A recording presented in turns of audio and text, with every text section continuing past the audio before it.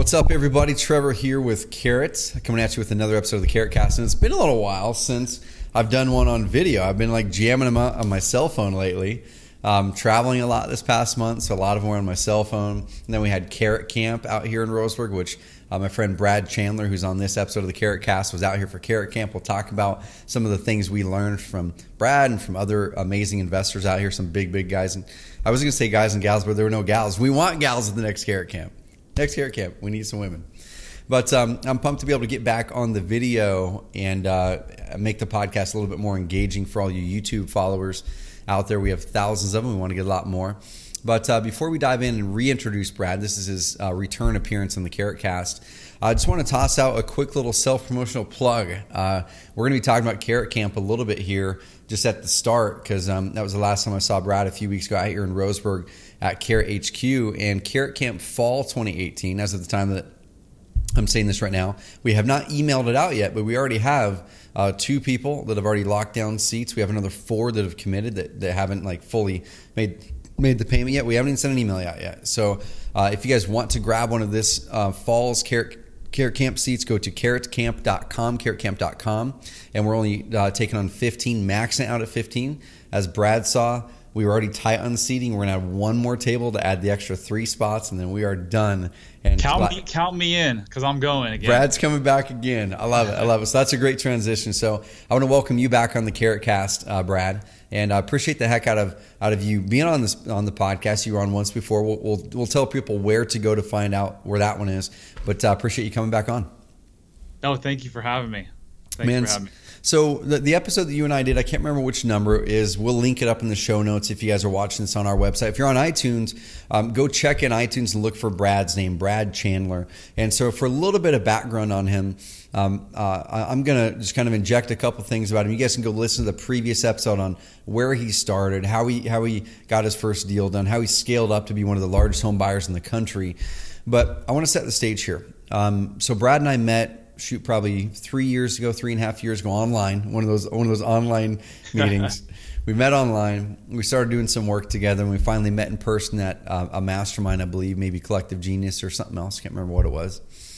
And it's been really cool just seeing Brad's company grow and evolve. They were always a big home buyer. Express Home Buyer is a name that most people around the country have heard of now in the investment space. But they've made some big pivots this past 12 months. And we're going to be discussing those, why they've done it, how they're doing it. And it's really kind of opened up some things in their business that Brad wasn't able to enjoy before. And I want to talk about some of those things we talked about at Carrot Camp. So anyway, let's kind of update people really fast on where are you today, Brad? Because when we talked last time, I think it was about a year ago. So what's your business look like today? So in December of 2016, we literally decided as a team, we're not going to do any more renovations. And we built our business on renovating houses. We've probably done close to 2,400 transactions, and we probably renovated 1,500 to 1,600 of those. And we in 2016, we were literally doing 85 houses at one time. And they were from Waldorf, Maryland to Frederick, Maryland. And for those of you who know the area, that could be a 3-hour drive, 4-hour drive in traffic. It just became too crazy to try to manage that many. And it was killing us from a cash flow perspective. We had a huge staff of people, because you need project managers and you need people that are going to turn on and off the utilities, pay the property taxes, the insurance. It goes on and on and on. So just a lot of complexity. So we said the biggest problem in our business is renovations. So if we can get rid of that, we can be smooth sailing. Well, we had tried wholesaling 4 years ago, but we had no idea how to attract the right buyers. So we didn't make enough money, so we had to go back to rehabbing. So anyway, we pivoted in December of 2016, and now we've done nothing but wholesale since then. And we're just a different company. We're nimble. We are doing now we're virtually wholesaling deals all across the United States. We just brought on a CEO who is going to replace me. I'm going to become, I guess, the chairman of the board. Fancy, isn't it? I'll still be here. I'll still be involved. I'll still be, working things. But our goal is to become, a much bigger national company like I wanted to from day one. That was my dream when I started this company. Man, so I've got a few questions in there I want to unpack. You mentioned hiring the CEO. I want to talk about that here in a bit. And it also transition into what you're doing with your time, because we all have things we're passionate about. I know you love coaching, and that's something I really enjoy too. So we'll talk about what you're doing right now to help real estate investors here in a bit. But let me kind of unpack that transition. So at the mastermind here at Carrot Camp, and also at the mastermind in Sedona, I think that's actually where we first met in person. That's where we first met. You got it. Yeah, my mastermind in Sedona last year, when we got lost in the desert and almost died, but we made it back. We made it back alive. So there's a few things you talked about at both of them where you guys are really over leveraged on some things. You guys, once again, you had a lot of money out on your renovations. You had a lot of risk there, and there was a lot of problems with just contractors. Like you said, when you have 80 plus projects going on, there's a lot going on, a lot of money out there, a lot of contractor issues. What were some of the things that, as the CEO of a company like that were just stressing you out, man? What was keeping you up at night, and what were the things that you were just dreading when you were coming to work each week? I mean, Trevor, ultimately it was cash flow. I mean, I sleep pretty well, so the leverage didn't bother me, although it probably should. At one point in time, 2 years ago, we had $34 million, most of it in debt. Most of it was 98% of it was on fix and flip. Today, we don't have any debt on fix and flip. The only debt we have is on a condo project that we're doing.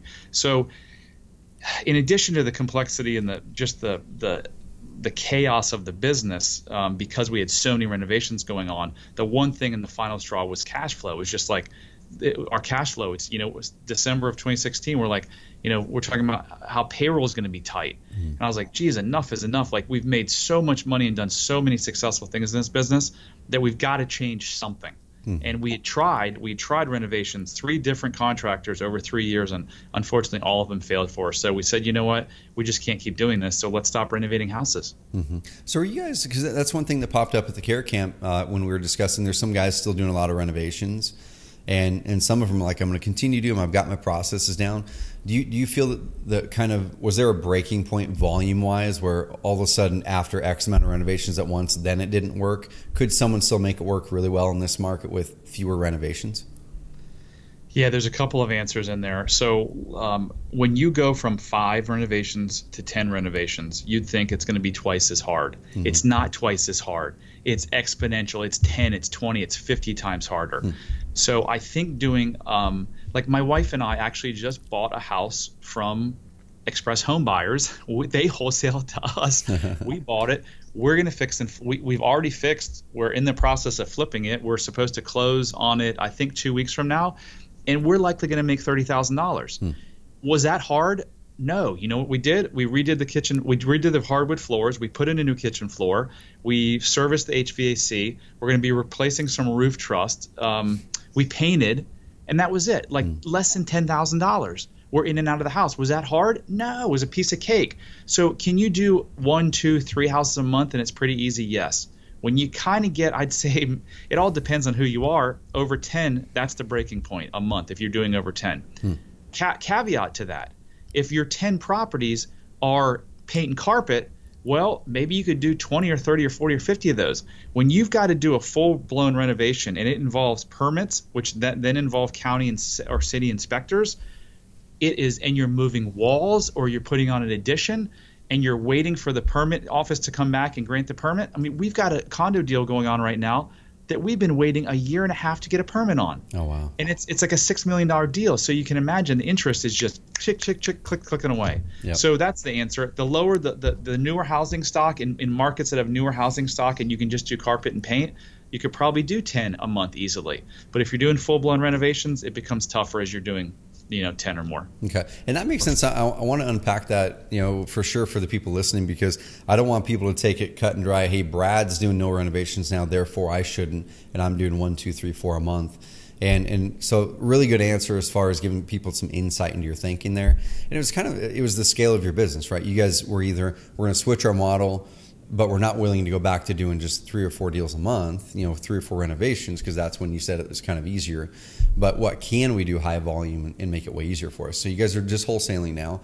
I know when we started working together, you were pretty much primarily there in the DC and Baltimore area. 3-4 years ago, and now you guys are all over the market, or all over the country, online. Are you guys doing offline stuff all over the country too? Or is it primarily online? Let me just answer something that you said before, and then I'll come back to our geographic areas. And that is, you've got to ride the wave that is given to you, right? Right now, the real estate market is on fire.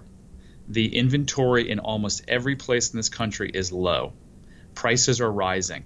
So when you say people hear Brad's not renovating, I should stop, I would say take a real look at if you can stop. Because what I hear from renovators, and it was the same thing that I thought until I did it properly and could find the right cash buyers, is, oh, but I'm going to wholesale and I'm going to make 20 grand, or I'm going to rehab and make 50. Well, let me tell you, first of all, that 50 can so easily become 10 or 0. And secondly, the spreads that you get often aren't as bad as you think they are, because people want products so much right now. Look at everyone who's entering the home buying space, from the hedge funds to the iBuyers. Everyone wants this product. So I would, because I know how complex renovations are, don't think that if you start renovating, or go from renovating to wholesaling, that you're necessarily going to make make a lot less money, because you get rid of a lot of overhead. Again, someone's got to be there to inspect the property, project managers, turn on and off the utilities. I mean, the list goes on and on and on. So take a real look at your business, and it might be a mindset shift that you need to do, but there's a good chance that you can make the same money or very close and cut your headaches by 80%. Dude, I love it. So everyone, rewind that. Listen to it, whether you're a newer person who's looking to get your footing in your strategy, or you're someone who's flipping a bunch of houses or wholesaling. Please rewind that, and then really lock down your strategy for the next 6-12 months. So now let's try. I'll go for it. Yeah. Two other points that are really important that I just left off. Number one is I forgot the whole thing of the capital. You need money to renovate houses, which means you need lenders, which means you need to talk to your lenders, pay your lenders. Secondly is, most of the gurus out there have not renovated 1,600 houses. They don't know the liability is associated with that. It's incredible. You could renovate and do everything right, and 3 years later come back and there's an electrical fire, or there's a flood, and they sue you. It's happened. It will happen to you if you do enough houses. So do want to put those two things out there. The areas, when it transitioned to the areas that we're doing business? No, I was going to kind of piggyback on what you were saying at Carrot Camp. You're saying you guys had to buy back a house or two recently because of that too. We had to buy. We got involved in a lawsuit where we actually had to buy the freaking house back, because it was buy it back or risk going to court. And you know, when you get sit in front of a judge, anything can happen, and it's so expensive. And we did nothing wrong. We do everything by the book. We've got an impeccable A+ reputation on the Better Business Bureau for 14 years. So no, it sucks. So locations now. So when we first connected, you're mainly in DC and Baltimore. Are you doing offline marketing outside of that, or is it mainly online? We are doing offline marketing only in South Florida. Okay. Everywhere else is online marketing. And like I said earlier, we actually are virtually wholesaling and starting to see some success virtually wholesaling around the U.S. So kind of going back to when we were working together originally, same thing where I know myself and Adrian, we dove in with you and kind of helped dial in the early stages of your strategy.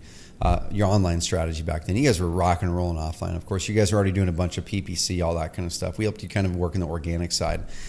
And the cool thing was, most people that we work with that will lay out a content plan or will lay out an SEO plan or whatever it is, most people don't do the work. But you're one of the few guys that like sat down and recorded 8,000 videos, whatever it was. And then you went out there and launched all these location-specific landing pages. Now you've got, I'm assuming, someone on your team doing all that stuff and doing the SEO. So just to give people perspective, from the time that we started working together, and then your rankings climbed from there, and then you got the current, I think you went and engaged the current SEO firm you're working with now, who's in our marketplace. I think it was right after that, and your rankings started to climb. How long did it take for you guys to really get momentum to where you were getting rankings in other markets? Was it 6 months, 2 years, that kind of thing? So this is going to be hard to believe, and I think I've told you this before. I personally love building web pages. I know it sounds really weird, but I love building web pages. Yeah. So starting 3 years ago, 4 years ago, I started right after we started working with you. Our website had such a high domain authority that I would go pick a city, Tuscaloosa, Bend, Oregon, and I would create a page, expresshomebuyers Bend, Oregon. And there were sometimes, Trevor, within 48 hours, I was on the first page of Google. Yep. So it's hard to say when it took off. I can tell you, though, really in the last year, we've started to see exponential growth. We did some site redesign. Our site was really slow. Since then, things have really taken off. And I mean, it's starting to look like this in terms of leads out of market. So one thing that's really important there, y'all, is a lot of people ask me this question. They say, if we're going into multiple markets, should I have a different website for each one where it's a localized URL? And my suggestion is always exactly what Brad did. I said, if you have the intention of going, of expanding from early on, you should have a more broad URL, like Express Home Buyers, or like whatever it is, something that's not location specific. If you have the intention to expand. Now, if you have the intention just to always stay in DC or always stay in Tuscaloosa or whatever, cool. Like, get something local to that area. But this highlights the importance of it, because if you were to set up a different website for each state or for each region or each city, you'd have to do SEO on dozens of websites. Yeah. And your domain authority, what you mentioned there, Brad, is so important. And as you're building backlinks, as your website's online more, as Google starts to rank you really high over here, it shows trust, and then your domain authority gets higher and you get more backlinks. Then, like Brad said, you launch a new page. You already have this built-in trust and authority with that page because it's a part of your trusted website. And that's the momentum that we talk about when we say, first of all, the first phase with Carrot is launch a high-converting website and personalize it. Second phase is get your first leads coming in right now in the next 2 weeks, close your first deal in 60 days. Third phase is scale up and build momentum. You build momentum with the organic stuff and by stacking marketing strategies, exactly what Brad's doing. And you're the one who I just thought about this. You're the one who gave me the idea on the city pages. So I know. Thank you very much years ago, because now we're getting 900 leads because of your idea a month. Thank you, dude, and it's so much fun, because I wish I could take credit for inventing location specific pages, but. Well, back in the day, we were the first ones in this market as a service provider to standardize it and make it work really well. Of course, home investors and stuff, they have always had local pages for a long time, but we discovered it really through LoopNet. Anytime I would go to Google and type up investment properties in any city, if I was looking to buy properties, LoopNet was always number one or number two in Google every city. I'm like, why are they number one or number two? But I look at their page and their content was 90% the same words. They just like swapped out the state, city, whatever, and then the content that was different was all the property listings in that location. I'm like, can we duplicate this? Like, what if we didn't just have a homepage that was trying to get traffic, but we had like dozens of them going after all these different cities? And we started to do that, and it started to work really, really well. And then we baked it into our system. And you just happen to be one of the guys who executed it as good, if not better, than anyone else. So I love it, man. Kudos. So a couple little technique things. I want to bring up something that's brought up here at Carrot Camp, then kind of into what you're doing today with coaching real estate investors. But technique thing on the SEO side of things. One thing that people get bogged down in is the actual active SEO stuff, backlink building, things like that. So you mentioned that you actually build out your own pages, which I think that's awesome hearing that, because it empowers some other people. Well, I did. I don't do it anymore, but I did. There we go. So on the backlink side, is that something where, are you involved in that, or is it the SEO firm that you guys have hired doing all that? So we actually kind of have two SEO firms, and then we have two full-time VAs that are doing a lot of the backlink content, and then another person that you recommended. We actually didn't use the person, but we used the theory behind it. Yep. It's your buddy. I'm blanking on the name of your buddy, who's the amazing blog writer who did the 1,500 the long blogs. Yep. So we do a couple of those a month maybe, and we have someone that we found on Fiverr who's a blog writer, and that's getting us. We just did one a couple months ago on foreclosure, and we're on the first page nationwide on saving your house or foreclosure or something like that. So we haven't put all our eggs in one basket, which probably no one should if they have the resources to. We're doing a number of different things. Cool. So I want to highlight the long format blog post thing. So that's something that we always suggest people start off just getting in some sort of a consistent content regimen once a week or something like that. If it's a short video, you can use video post on our system. Like, take out your cell phone, 3 to 5 minute video on your cell phone, upload it to YouTube, and then our system will make it a blog post for you. Like, it automates the whole thing. It yanks all the words out of your video, makes a blog post for you with the video at the top. That right there, if everyone did that once a week on a long tail keyword phrase, you're going to have 50 something pages 50 new pages at the end of the year that are going after phrases like that.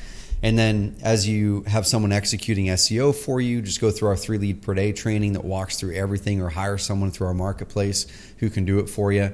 One of the firms Brad works with is actually in there. And then another thing that you can do from there is like, okay, I've got my consistent SEO stuff going, citations, some backlinks. I've got some consistent like weekly content going with my cell phone, turn them into a video, which turns into a blog post. It's going to take you less than 10 minutes a week with our system. And then, like you said, the long format stuff. That's kind of like stage 3 is, as we're wanting to dig in, going after really competitive phrases, Google's looking for robust content. I mean, today more than ever, if we're looking at a page that is just really stuck around number 4, number 5, what I'll do is I'll go through the top 5. I'll go through the results ahead of me and the two or three results behind me, and I'll average the word count on the page. And I'll say, okay, what is the word count in these? What's the word count? What's the average? What's my word count? And then I'll kind of look at and see, are they using certain keywords or LSI, latent semantic indexing, i.e. related phrases to that phrase. Are they using that a bunch? Like, how do they have it structured? What do their heading tags look like? But honestly, word count is one of the first things I look at now, because if probably 8 times out of 10, if I'm stuck in number 4 or number 5 or something like that, the top 3 or 4 positions always have more words on the page. Wow. And yep. So that's when we started to get into the long format blog post stuff, 800 word, 1,500 words. We have a couple posts over 3,000 words that work really well for us. But that's something to build up to. Don't start with that, y'all. Right. So what else are you guys doing right now? I know you're really ramping up the online stuff. What's working for you offline right now? So we brought back TV, and TV, we've seen decent return on TV here in the DC market. Mm-hmm. So we're doing that. We're actually now spending a lot of time talking with data providers. We relied solely on a direct mail provider that had some analytics, and we think we really missed the boat over the last couple of years, not digging deeper into some data, mm-hmm. meaning specific lists like tax liens and divorce and probates and all that. So we've really spent the last 30 days trying to nurture a bunch of data. We're really going to try to use big data to get us to the next level. Mm-hmm. So we're doing a lot of that stuff. So we're still doing a lot of postcards. We have not started, like most people, the full-blown cold calling. However, we're actually in the process of implementing that now. So we're going to be doing a lot of outbound cold calling. Cool. So one important thing too, like I want you guys to see kind of behind what Brad's saying here is a lot of people get stuck on one marketing method. They only do cold calling, and that's working. They only do SEO. They only do PPC. Brian Rockwell, who was here at Carrot Camp, he walked through what he did his first year to make $600,000, 100% online in Dallas as a new investor, like crazy. Go back and listen to that episode of the CarrotCast. Amazing. And he only did 2 things, right? It was like SEO for long term and PPC. It worked. But the problem is, what happens if one of those starts to slip? Like you haven't stacked your stuff. So it sounds like you've got, 3, 4, 5, 6 different lead sources, maybe more. We do. And we've, just like you said, because if something goes away, you don't want to build your business on one source and then it goes away and then you're in trouble. Mm-hmm. And the funny thing is, cold calling was like the thing 5, 6, 7 years ago. A decade ago, and then it went away, like no one was cold calling, and then now it just came back in a force the past year, and it's working great, which is pretty interesting. Yeah, it's funny. So one thing you brought up at Carrot Camp that I thought was ingenious, if you don't mind me sharing it, you brought up a lot of things at Carrot Camp, and it was funny because it was all really high level people. And each Carrot Camp, as of this Carrot Camp, this last one, we decided let's take on an up and comer, someone who shows that they have the right mindset, someone that shows that they have the right attitude, someone that isn't, honestly, they're not broke. They've got money to make the business work. And so we invited Matthew Bristow up here from California, and he was a part of it. And Matthew's sitting there listening to all the really great advice everyone was giving. And there were nuggets being dropped by Dustin out of Utah and their multi-million-dollar wholesaling and flipping operation, you and then everyone else. And one thing that you dropped everyone, I saw everyone like turn over and go, whoa, that's like so simple but so genius, about the buy it now. If you wouldn't mind kind of going through that strategy, and that's one of many strategies that you help with your coaching students, but what are you guys doing there with the buy it now and how you squeeze out extra dollars out of your wholesale deals? Yeah, so I said earlier, you got to ride the wave you're given, right? Well, we're in a really hot market. So you put a house on the market, you get a lot of interest. So what we used to do is we used to have a quote open house. We don't quite call it an open house, but we'd have a time where the buyers and the investors could get through the house to see it. and then they would put their offers in. Then sometimes there was a bidding scenario, and that took time and efforts and resources to manage. And one day I'm thinking, if we've got so much interest, why don't we do a buy it now price where it's above where we think it's going to sell? And if that person takes that buy it now price, they've got to give us a non-refundable large check, usually close to $10,000, $5,000 to $10,000, and they've got to give us the check and sign the assignment agreement. And then that open house is canceled, and then that person who won it is the only person that shows up. And I can't tell you how many times, Trevor, we've sold a house now sight unseen to that buy it now, and we get more money. So it's the cool thing is you're straight up taking ideas out of eBay. It's like something that's been around forever, and that's the cool thing about it. I want people to look at not just what's going on in wholesaling houses full time, amazing group, but don't look at just what's going on in there or just what's going on in your industry. Take ideas outside of your industry. When you're at the insurance company, when you're online looking for this thing over here, or when you're literally making a purchase at your local shop, what can you borrow from them? What can you borrow from them that's working really well and apply it to your business? That's exactly what you did, and it's crushing. So I saw Safe Light Repairs, whatever the place that fixes your windshield, they'll come to you. Yeah. Well, they said, we'll send you a picture or a video of the rep that's going to come. I was like, what a freaking great idea. So guess what now? Every person who gets a home visit scheduled, before the visit, they get a video of the person. Hey, I'm Brad. I'm going to be coming to your house in a couple hours. Here's what you should expect. Here's what I want you to do. And then when I knock on the door, it's not me, I'm just saying, it's my staff. But when I knock on the door, they're like, oh, I'm comfortable. I see this person. And you've just built that rapport that much better. Dude, and that right there, that's another one. We did a podcast called Your Credibility Score. What's your credibility score? Episode 30, 40, 50, around there. Go search them. And it was a very similar thing. Here locally, there was a foundation repair company, and actually we had part of our hillside like slough off into the river in this crazy rain a couple of years ago. So I called the foundation repair and just earth moving kind of stabilization companies, and this one company called Terra Firma. They were one that you see their marketing everywhere. Amazing branding, by the way. Terra Firma is like the perfect company name for a earth stabilization foundation company. But I found their website. They had credibility all over their website. There's testimonials, there's stories about their team, about their methods, their processes, awards, things like that, certifications. And I give them a call, and it was a very similar experience. I talked to the lady, we scheduled an appointment. It wasn't for like 4 or 5 days. And there were other companies coming before that company that were scheduled before. So I want you guys to think about this on the real estate side of things, okay? So this company was the last one to show up at my house. And they sent me in she said, okay, whatever, Brian is going to be out there at 2 o'clock on Friday, and he's going to send you an email here in the next 24 hours. I'm like, sweet. And then the day after that, I get something in the mail. It was a self-mailer, just folded in half, a brochure folded in half. And I've got it here in my office still. And you guys can find it online on that podcast. Go to our blog and look up credibility score in our blog on carrot.com/blog. Go look at the search box, credibility score, and you can find the downloadable PDF of their credibility packet that they sent me in the mail the day after. I open it up and I'm like, there's no way I'm not going to wait for these guys to come to my house before I make a decision. Like, there's no way I've got to listen to what they have to say because they're just like the best, it seems like. And then I get the email the next day from Brian or whatever his name was. It was all automated, but it looked real. Showed his picture. Hey, I'm here. I'm Brian. I'm going to be here. Here's what the process will look like when I get there. So I want you guys to be thinking about this. What's happening here is, like Brad said, you're introducing yourself or the person. You're bringing down the barriers. You're bringing down you're increasing the transparency. They know the face of the person. You look like a nice, reasonable person. And right. The email even walked through what we're going to do. He's like, I'll probably be there for 25 minutes, 30 minutes. I'm going to do a site visit. I'm going to walk through this. Then I'll just show you my synopsis, and we'll work you up a quote within the next few days. I'm like, sweet. He showed up. It was exactly that. It was him. We shook hands.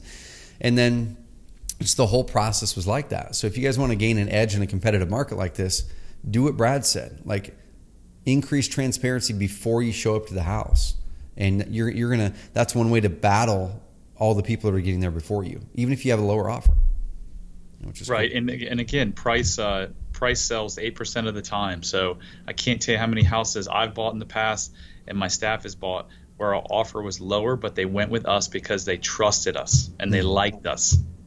I love it, man. I love it. So really quickly here, and this is something, it's kind of fun. So we use Skype to record these, and I literally, Brad, just now found this new feature on Skype because I've been wanting to find a new way on these podcasts to actually take out the short nuggets and be able to get them to people more easily. And I clicked this little pencil thing on this recorder. I'm like, what's this thing? And it says create marker. And I just magically found the solution of something I've been looking for a while. Where I can create markers on this video for my editing guy to go chop this. Oh my gosh, why didn't I look at that thing before? It's going to save so much time. So a couple questions, and then we'll bounce. So there's so many things that you guys are doing right now to get an edge. We talked about some of the marketing things. We talked about shifting your business strategy. We talked about a couple of those tips and tweaks. You guys have lots of those things that are giving you an advantage that you work on with your coaching students. You mentioned at the start of this that you hired a CEO so you could kind of pull out of your business. So how, number one, at what point did you come to that conclusion that you wanted to step down as CEO and that was best for your I guess, was the decision, this is what's best for the company, or was the decision, I think it's just time that I step back and work less? Kind of what was the primary driver? So we've always wanted growth. And after kind of spinning our wheels in terms of growth, we've always done well in the local market, but we always had problems when we expanded. We just, I set my ego aside and my partner set his ego aside, and we said, you know what? We're not the people to do this. We do not have the skill set to grow a nationwide company. I have the skill set to create a multi-million-dollar company on a local basis, maybe a couple markets, but I don't have it. Every great entrepreneur gets to that point, and you just kind of know it. You're like, I can't go any further. And you bring in someone, but a lot of entrepreneurs don't, and they end up failing, or they end up working 80 hours a week and killing themselves because they don't know any better. So it was just it wasn't about working any less, because I'm working just as much now, focusing on the coaching company and growing my clients' business. Yep. So with bringing in the CEO, was that person someone you already knew? Did you market for him? Kind of like, how did you find that person? So it was the craziest thing. A friend of mine literally emailed me and said, Brad, you need to talk to Mark. And my friend used to be my business partner, and he still is my close friend. And when he told me to talk to someone, I'm like, all right, I'll talk to him. So I called him, and I had an hour conversation. I said, this is what we're trying to achieve. And I'm like, at the end of the conversation, I'm like, after hearing his accolades, I'm like, you're exactly the guy we need. Would you be interested in helping us? And he goes, I might be. And then just one thing led to another. So it was kind of a fluke. It wasn't like we didn't have a headhunter. We weren't out on LinkedIn looking for a CEO. We just knew we needed one, and boom, one fell in our lap. That's cool. That's cool. So what's your capacity going to be moving forward in the real estate side of things? You're chairman of the board, or moving towards that direction. Is there any responsibilities you have in the day-to-day? So I don't have no. It's kind of scary, but it's kind of nice to say. I don't do it. I don't have to come in to sign checks. I don't have to value properties. I'm not creating marketing material. I inject myself sometimes. I'll hear something. I'll like, we can make this better, or you could have said this differently, or let's come up with this new web page. Or a year and a half ago, I wrote this, what I thought was what was a kick-ass postcard. Like, I love doing stuff like that. So I'm going to continue doing the stuff I love to do. Doing some more mentoring inside of my company. But no, now I'm focused on just growing the coaching. Dude, and that's the cool thing. And the reason I wanted to highlight this is not necessarily just for people who are a business the size of yours who want to look for a CEO. It's also the people who are just getting started, or they've got a few deals a month that's happening, on having intention about what you want out of your business and the role that you can play, and really doing the things that you're uniquely doing unique ability things that give you energy. And one thing that I see from entrepreneurs that get burnt out, it's not necessarily the work that burns them out, like the actual tasks. It's that they stay in a state of low energy work too much, and they don't like continually trade low energy for high energy work.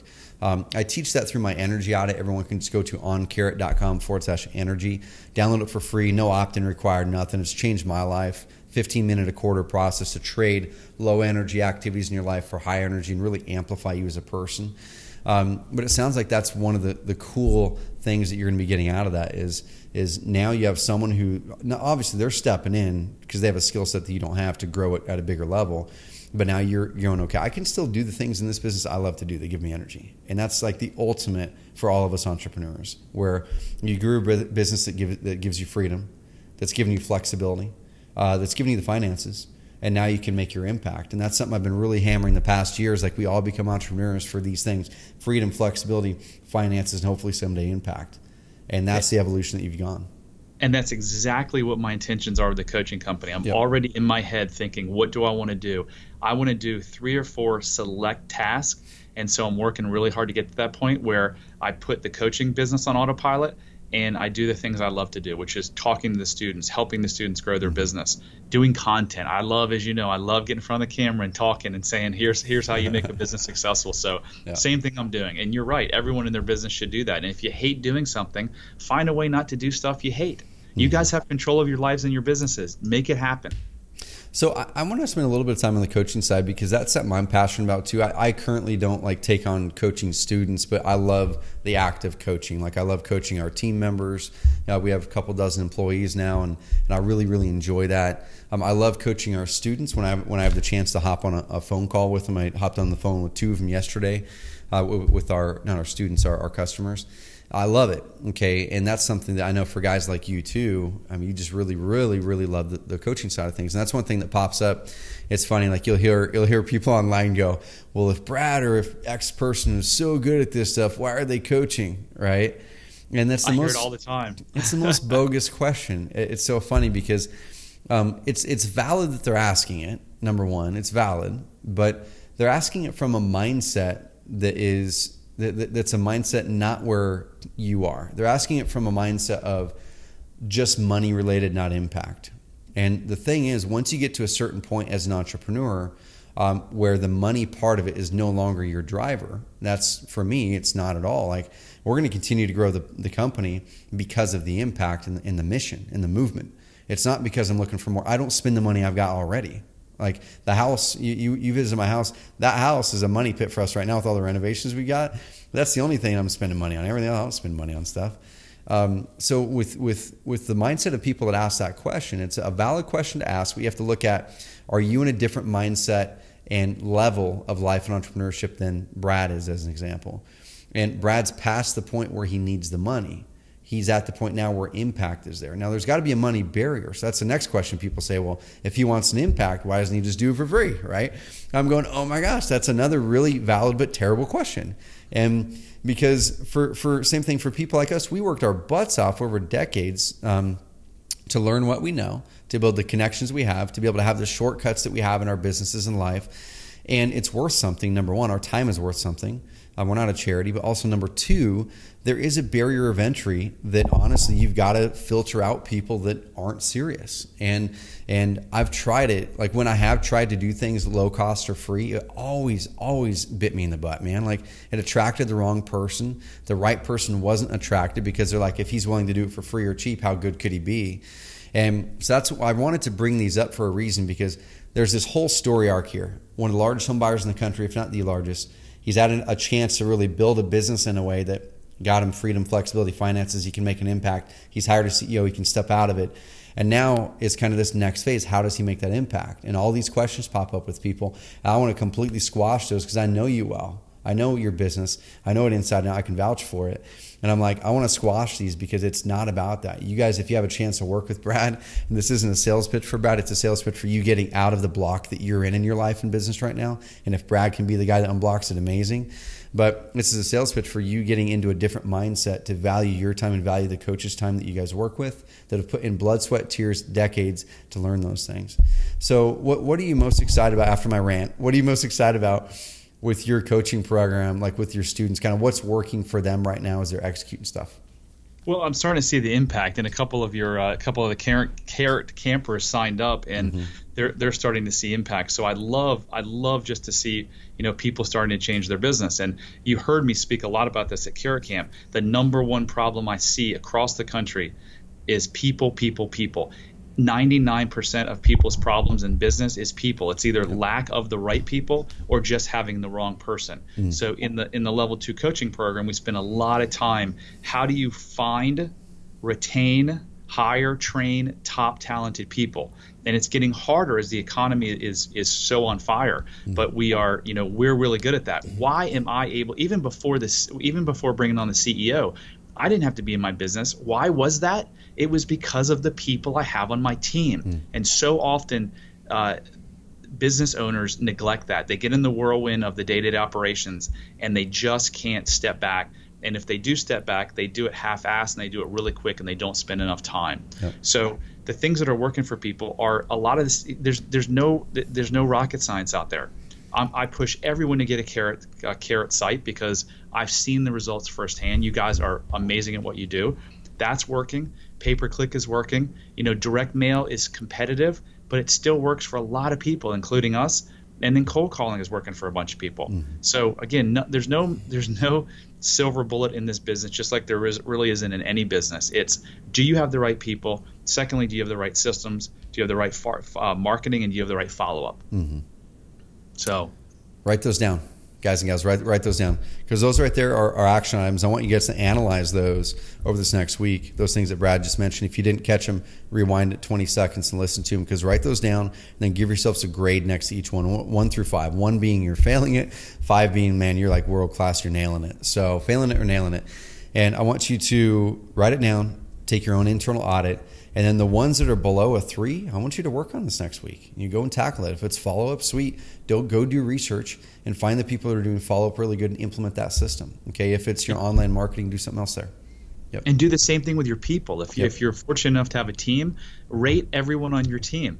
What we like to do is we put the core values across the top and we say, hey, does this person meet the core value? Do they exceed it, or do they fall below? And then rate them on a scale of 1 to F, A to F. Do they get it? Do they want it? Do they have the capacity? This is a Traction thing that I got from Traction. Yep. But just rate, and it's in 30 seconds with each candidate, or not candidate. You should be doing this with candidates as well. But with each employee, you're going to quickly say, is this someone I should have on my team? And there are going to be so many people that do this exercise that know that they should get rid of someone, but won't for some reason. And a lot of people keep people around because they think they're going to hurt them to fire them. And this was a huge mindset shift for me, because I heard this 3, 4, 5 years ago. If you keep someone in a position that they shouldn't be in, you're actually hurting them more than you're hurting yourself. Really, really think about that. And when you hear this, go into the office. And if you need to let someone go, let them go, and don't say I'll do it in 6 months, because you just stole 6 months of their lives. Gotcha. They should have been doing something that they're passionate about and that they're good at doing. They're not good at the job they're in, so get rid of them and let them find what they're good at doing. Dude, that right there is good. There's one thing that almost had like chills up my back when you said you just stole 6 months of their lives. And I'd heard the concept you'd mentioned, and I've been adopting it, but that part of it right there kind of took it another level. That phrase, you just stole 6 months of your lives, or you stole 3 months, or whatever it is. So if there's anyone on your team, it's like Brad mentioned, that isn't the right fit, please do them the service of parting ways and finding someone who can be a fit. Dude, I could talk with you for hours, and I'm pumped to see you back out here in Roseburg. It sounds like you're coming back for Carrot Camp in the fall. For anyone who wants to join us, and it sounds like likely Brad, out at Carrot Camp in fall, go to CarrotCamp.com and check it out. There's only 15 total spots open in each Carrot Camp, and there's already 3, I think, that are completely full. We have another 4 commitments, 2 or 3 that are full and paid up, and we haven't even emailed it out yet. Go check it out. We'd love to see you out here, help you evolve your mindset, get around amazing people, and just really grow. And Brad, it's something that, I know it's the second time you've been on the CarrotCast. I don't think it'll be the last time. But it's something I just really appreciate what you do for Carrot, number one. I mean, you've always been an evangelist for Carrot from day one, and I don't take it lightly that people of your caliber are evangelists of our company. Because I know at the beginning days, a lot of people, even the big guys, would be like, no, Carrot's kind of more for the beginning investor or immediate. And we have so many of the largest investors in the country switching over to us now. It's like the largest home buyer in Oklahoma switched to Carrot 2 months ago. Their leads doubled. Stuart, they're crushing it now. And he's like, oh my God, why didn't I do this earlier? And Dan Lane, I had a phone call with him today, largest home buyer in Tennessee. We can keep on going on and on down the line that a lot of that is because of the work we've done, but also how people like yourselves have really helping to give it legitimacy after you've seen the results of things that we've either done, showed, tested, worked with you on, and you've seen out there. So I appreciate you. You're welcome.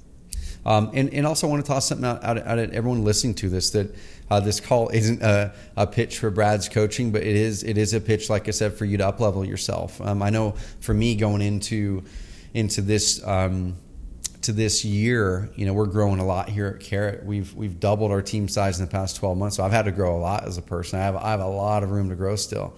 And so leading into this year, I'm like, what are my biggest deficiencies and where do I need to grow so I can serve my team better, so I can serve my mission better, so I can really, reach those goals so we can make the impact. And I rejoined a mastermind. So I plunked down $25K for a mastermind to help myself become a better marketer and also surround myself with amazing visionary entrepreneurs. And the next thing I did was I plunked down $60,000 on coaching. So with one person, that's not 5 coaches, y'all. That's a person. I pay $5,000 a month for coaching. And every single person I know who's really successful has a coach and or mentor. And this year alone, I'll be investing almost $100,000 into coaching and mentorship. And it's important. I don't care if you're just getting going and you need a mentor or coach and you don't have $100,000, awesome. Take that $3,000, $5,000, $6,000, $7,000 and work with someone. If you don't have that, go work with someone locally and help add value to them until you do have the money to then really align with the coach. But if someone wants to reach out to you, Brad, if they're kind of a fit, where would they reach out to you to follow you, get your content and coaching? Yeah, just go to bradchandler.com, and if you want to see more about the program, there's a little button on there that says reserve my spot. We have a free training that goes over actually how to grow a wholesale business, and it goes over the program.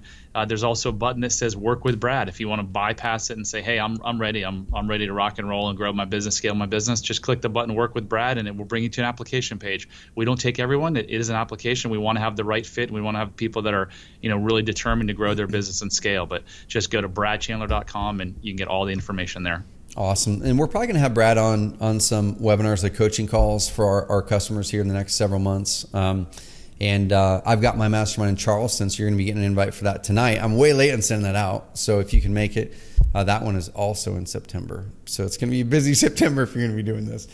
But okay. I'm pumped to be able to see you again this year. Everyone listen to this episode of the CarrotCast. There's nuggets all over this, from someone just beginning. There's mindset things, and there's tactical stuff from someone that's advanced and looking to scale up their business or regain more time or work within their unique ability more. There's a lot of stuff in here for you. So go back, re-listen to this, share it up with someone that you care about that can really leverage this in their business and life so they can have that freedom, flexibility, grow the finances, make the impact you want it to make. And we love you guys listening to the podcast. If you can, go to iTunes or wherever you're listening to this, give a rating and review. It's really important because not only do I read them all, and it's cool reading them all, even the bad ones, I read those, and like, I need to get better at that. But also it's just really an amazing way to help spread this message more, because you're a part of the Carrot community, you're part of our mission, and we want you guys to go out there and build businesses that have that consistency, the predictability, so you can finally have the freedom, flexibility, finances, and make your impact in the world. So thank you guys for listening. Brad, thank you for hopping on again. Thanks for having me. That was awesome. Sweet. You guys have an amazing rest of the week. Talk soon.